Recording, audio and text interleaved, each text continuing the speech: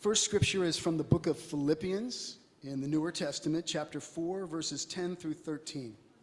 The Apostle Paul says, "I rejoice in God greatly that now at last you, the Philippians, have revived your concern for me.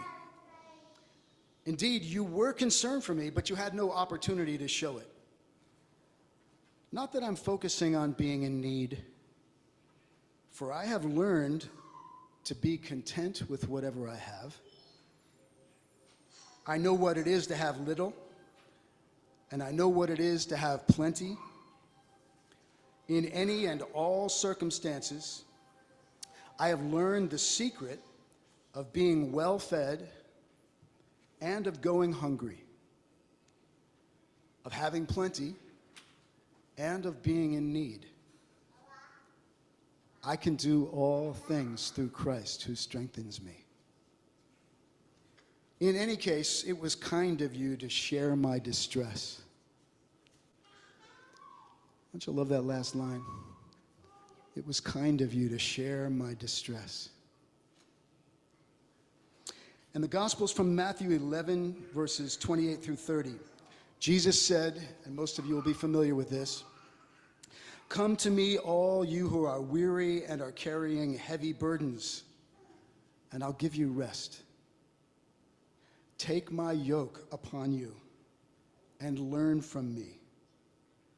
For I am gentle and humble in heart, and you will find rest for your souls. For my yoke is easy, and my burden is light."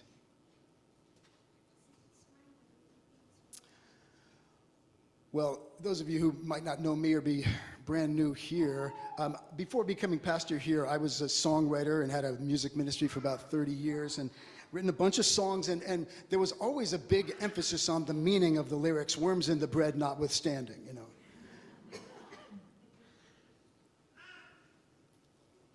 But as somebody who focused a lot on the words, I have to admit, I grew up singing the songs, blurting out lots of songs that I really didn't listen to the words of at all.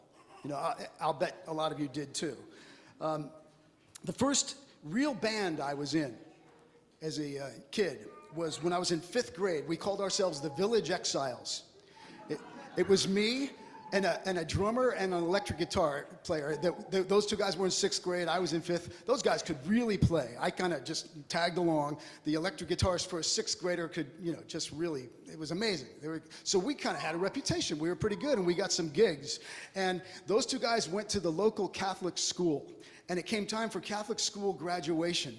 And so they asked us to audition to be the band at the Catholic 8th grade graduation. And so I figured, well, we got this in the bag. And we took our equipment to the school, and we set up in this classroom, and then an intimidating array of nuns showed up in the room. And they said, "Okay, play." So we started playing, and immediately they stopped us, and they said, "Turn it down, boys." So we turned it down. It's not going to sound as good. We turned it down, and we started off our first song. And I got the first line of the Rolling Stones song, "Honky Tonk Woman," out when the nun in charge stood up and said, boys, stop. And then she said to me, "Young man, would you mind writing those words down?" So I was like, all right, you know. Gave it to her, and then she turned to the other nuns and read the words out loud. "I met a gin-soaked barroom queen in Memphis." Put it down. And she said, "Boys, do you have any other songs?" She negated our entire, you know, I mean, what could possibly be wrong with Jimi Hendrix' Purple Haze for a Catholic? And we did get the gig, but we were allowed to play one song, which was "Happy Birthday" by the Beatles.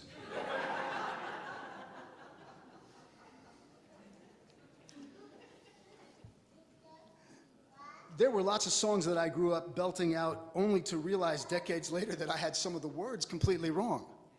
I bet some of you have done that too, right? The song "Sweet Home Alabama," for example, by the band Lynyrd Skynyrd, still popular, The second verse starts out with the line, here's the real words. In Birmingham, they love the governor, boo, boo, boo. I was completely sure the words were, in Birmingham, they got begonias, ooh, ooh, ooh. I sang that well into adulthood. I mean, you listen to it and see if you don't hear begonias in that second verse.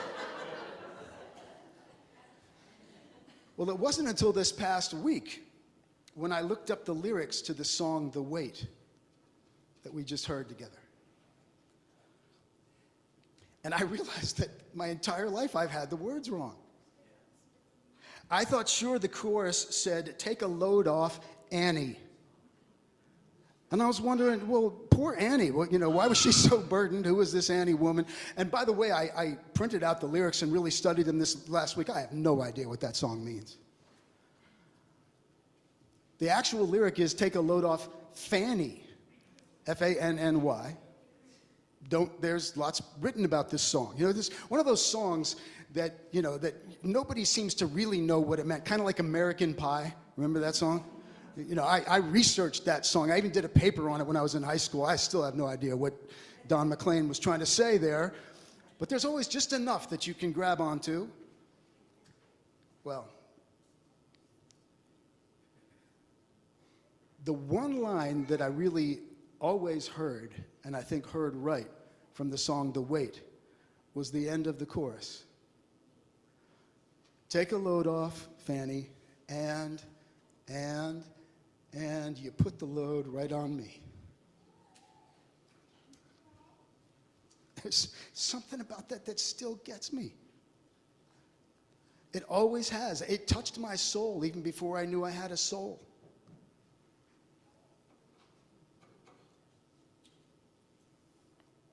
Saying to someone, let me help you carry that. Or even more, let me carry that for you. Or even more, you don't have to carry what you've been carrying around on your own anymore. And that leads right to the gospel lesson in Matthew 11, where Jesus says, in essence, come to me with whatever heaviness you're carrying around on your own. Bring yourself and all that's weighing you down to me. And I, Jesus, will show you how to give it all to God so that you can stop being anxious and fearful, and so that no matter what's going on, you can find some rest, knowing that God's got you. So here's the question for us all today. How do we live life fully and faithfully, have a robust, passionate, intense, intimate relationship with God, an experience of God, which includes doing our best to be agents of kindness and healing and reconciling love in our personal lives, people of integrity and positive energy in our working lives, and agents of God's justice and transforming love in this world? How do we do that? Or be that without burning ourselves out? Because the invitation to love, take love seriously, inevitably gets messy and complex and kind of heavy. And these few verses in Matthew 11 tell us how to do this. Jesus is actually giving us some very practical instructions here. So here they are. First, take my yoke upon you. What's a yoke? It's not the yellow part of an egg. He's referring to the wooden contraption that in his day would be placed around the neck of a beast of burden, usually an ox, that's in a team of oxen. And the yoke is what would keep one ox from getting out in front or behind the one next to it. If they were out of alignment, they'd be fighting each other rather than combining their strength and making the load lighter, less to pull for both of them. So Jesus is saying, be in alignment first with me and with your fellow oxen. That's the first thing. Don't get ahead of me, Jesus, on your own, thinking you have to pull the weight on your own. And don't lag behind me, Jesus, either. Stay close. Stay right next to me. Pay attention to me. Stay connected to me. Make sure we are working together. Don't even try to do life on your own. And if that's all you hear today, that could change everything.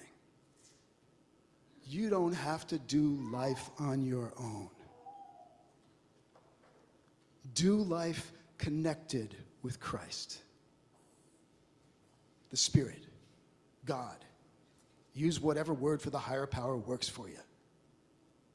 Don't do it on your own. Next, Jesus said, learn from me. In other words, watch how Jesus, a fully human being just like us, was yoked with God, to God. How did Jesus stay so radically connected to God? How did he do it? He gives us some very specific things in the Gospels. First, he had an intimate, personal relationship or experience with God. There's nothing magic or all that complicated, mysterious, yes. There's no one way to do that. But the point is, he didn't just believe in God. I mean, if you're a person that says, yeah, I believe there's something out there, if that's as far as it goes, then you're not going to stay yoked. He didn't just believe in God, he knew God. He loved God. He spent time with and in God as you would with any other being you want to get close to. You ever just spend time with God? Take a walk with God? Hang out with God? Rest in God? If not, give it a try. And if you have no idea what I'm talking about, then get in touch with me, we'll talk about it. Second, Jesus had specific spiritual practices that helped him do and experience what we were just talking about. He spent time praying, sometimes all night with God. He talked to God. He meditated. He was silent. He focused on nature, birds, animals, gardens, trees. Jesus had spiritual practices that nurtured his connection. Next, he stayed grounded in community with others on the same path. He wasn't by himself. It wasn't just him and God. He showed up in the synagogue, his church, and he participated in worship. We often forget that. But he went to worship, and he was there at all the festivals and all the holidays. He often criticized his own religious tradition and institutions, but he did it from the inside. Or as Richard Rohr would say, from the inside edge of the outer circumference of the circle.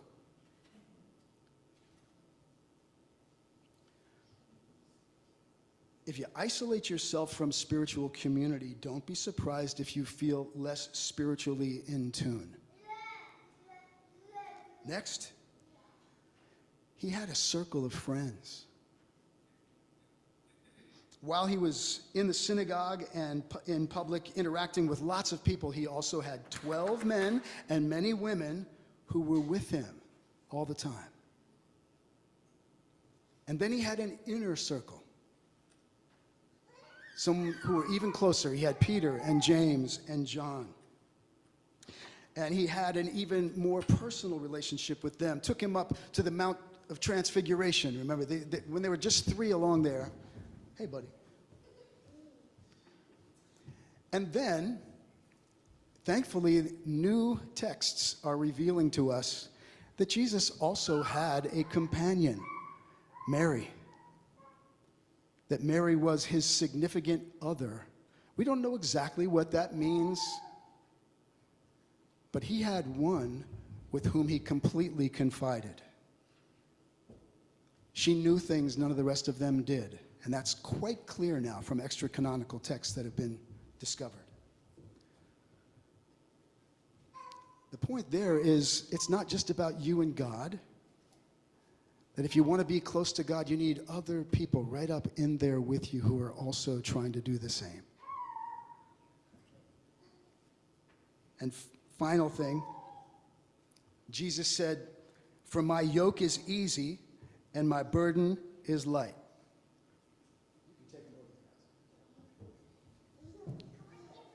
Come on, buddy.